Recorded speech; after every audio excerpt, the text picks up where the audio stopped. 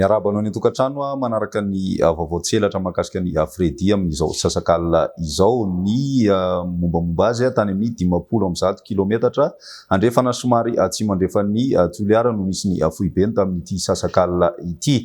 Mihamanalavitra ny morontsiraka izy araka izany ny hafainganam-pandeha ihany koa misy fitoboana tsikelikely satria dia 7 kilometatra isan'ora zany zao ny hafainganam-pandehan'ity rivodoza ity.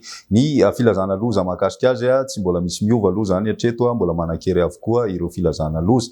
Ny rotsakorana kosa izay miaraka amin'ity rivodoza ity dia somary amin'ny morontsiraka araka ny hitantsika amin'ny sary izao aty amin'ny morontsiraka tsy mandrefana aty zany no sisa tena miaina an'izay orana izay fa efa manomboka ahitana fianana tsikelikely kosa ny rotsakorana amin'ny faritra hafa zany.